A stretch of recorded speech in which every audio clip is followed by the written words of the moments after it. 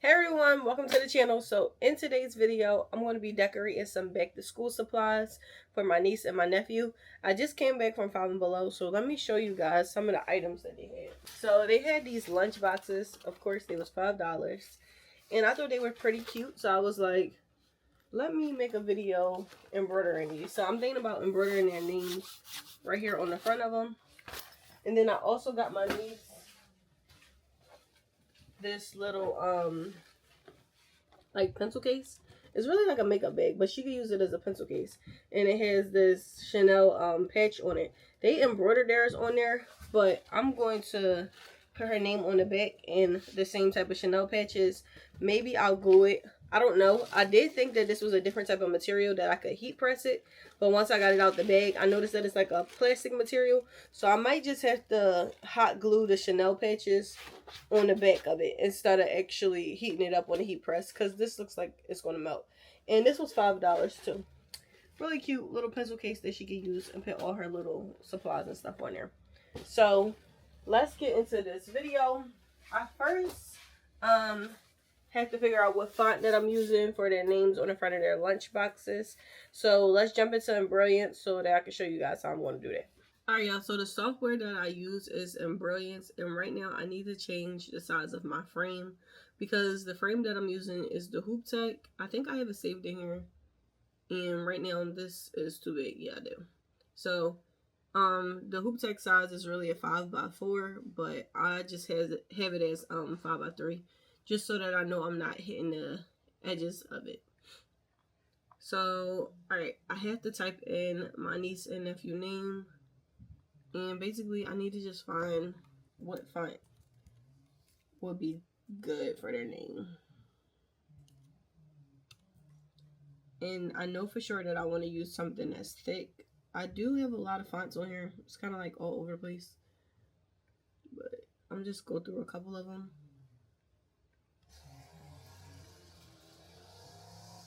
This is like an ombre font. I don't think I want to do nothing extra. I really just want to keep it simple and thick, because this is just going on their lunch bag. That's too fancy.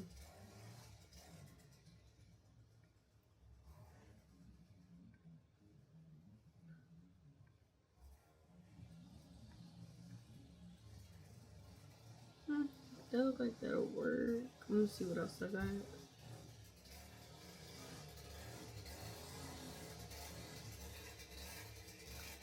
I like this one. Oh my gosh, they're cutting grass outside, so I'm sorry if it's like super loud.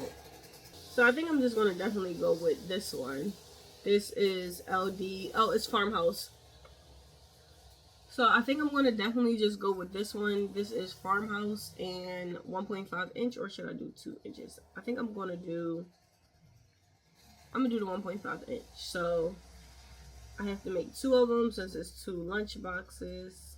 Alright, so I got these and I'm just sending these over to my embroidery machine so that we can get started. Alright y'all, so I sent the file over to the machine and I'm about to show y'all how I'm about to attempt to hoop these bags. So I am going to use tearaway stabilizer and a hoop tech. I do have a mighty hoop, but I don't think it's going to work out. I'm going to show y'all. Alright, so I hope I propped y'all good enough to see, but this is the mighty hoop. It's a magnetic hoop, and I don't think it's going to work out like really how I want to. I really want to use the mighty hoop because I'm more familiar with it, but it's like, I don't know, it just feels weird to me.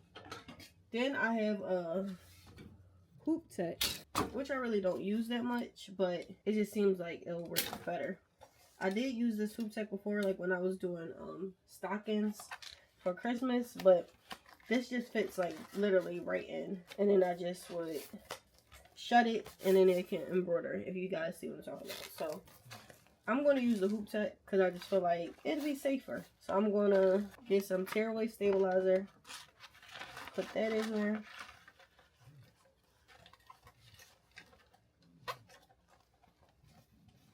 and just slide this in here.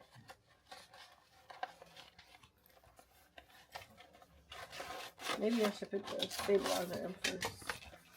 Well, maybe I should actually figure out where I'm positioning this first. Duh. Hold on, give me a second, y'all. Alright, y'all, so this lunch bag is roughly 10 inches. And I'm just gonna honestly take my positioning stickers. I bought these off of Amazon. They work really good. To me, it's better than chalk, because chalk like leaves behind like residue and all that other stuff, and people complain about that. So I just got repositioning stickers, and I'm gonna just put this right in the middle of the lunchbox. These lunchboxes look a little crooked, but I just literally put my sticker right in the middle. And that's just going to be where the middle of my design is going to go as well.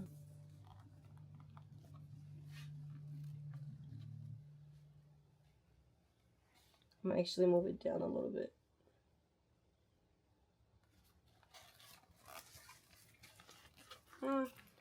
Looks a little off a little bit, but first time for everything. Alright, y'all, so I found what I think is the center.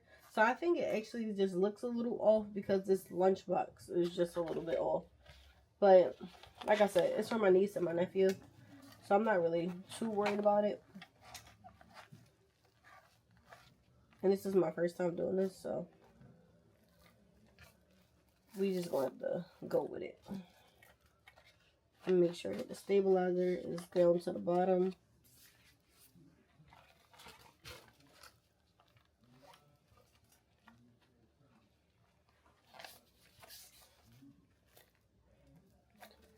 And then I'm gonna put this onto my machine. Oh shoot, really? Okay, so yeah. Alright, let's put this on the machine.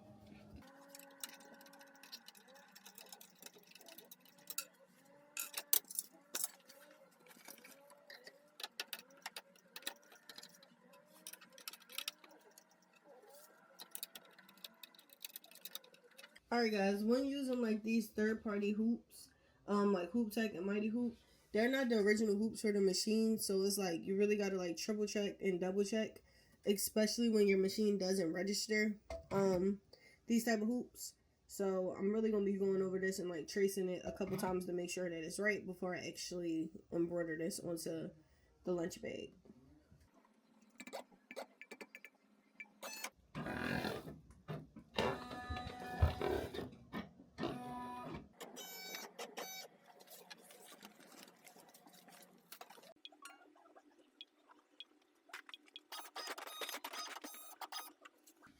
Alright y'all, so like I said, it had to be like double check, triple check, triple check, because I almost messed my machine up because it was like going off one to the side. So I'm making sure that all of the middle points land outside of the frame, well, inside of the frame. So I'm about to actually start embroidering this.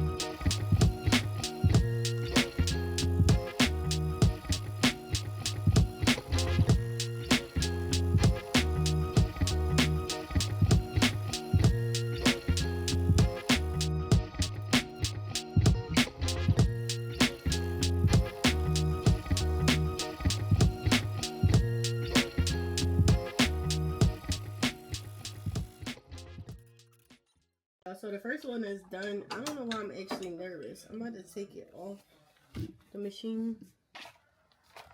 Okay. So this is it. I'm about to tear off the sterilizer.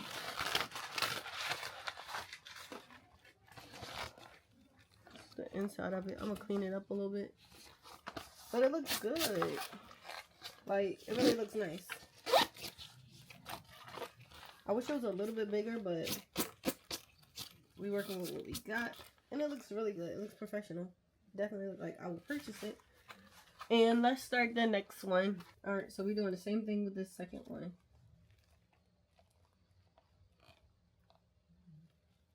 Only thing I wish is that these lunchbox was like a lot more straighter. Since they're not that straight, it's kind of like a little hard to really get yours straight.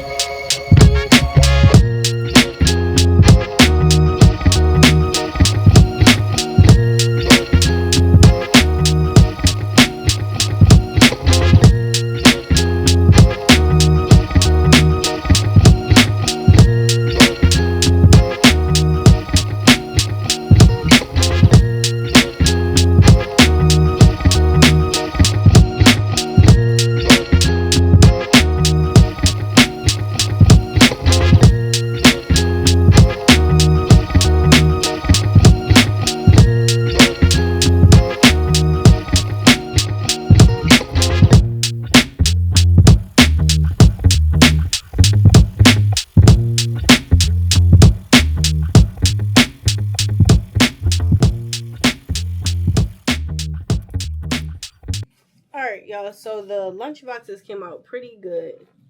If you ask me, this is the first one. I hope you guys, well, this is the second one, but I hope you guys can see it because it's like pretty bright in here. And then this is the other one. So boom, boom. They look good, especially for this to be like my first time ever embroidering on like lunch boxes. And plus, I don't use that hoop tack. I'm gonna give myself a 10 out of 10. I'm gonna toot my own horn. But yeah, they look good. I just gotta do this little pencil case. So I have like a box of these Chanel patches, like a whole bunch of them. I went crazy and just bought a whole bunch last year. So I'm gonna finally use them. And like I said to y'all, this bag is like a plasticky type of material, kind of sort of like a fox leather. So I'm scared to heat press this. So I'm gonna actually use a hot glue gun to put the letters on. So let's jump into that. Alright, y'all, so that's it for this video. The freaking pencil box didn't come out as planned, but I will probably end up fixing it and just adding the one letter to the back with like some Gorilla Glue, something that's super strong. The lunch boxes came out great. If you guys will consider making these lunch boxes, like I said, I got them from Five and Below. Give this video a thumbs up or a thumbs down if you liked it or if you didn't like it or whatever. And I'll see you guys in the next one. Don't forget to like, comment, and subscribe. Peace.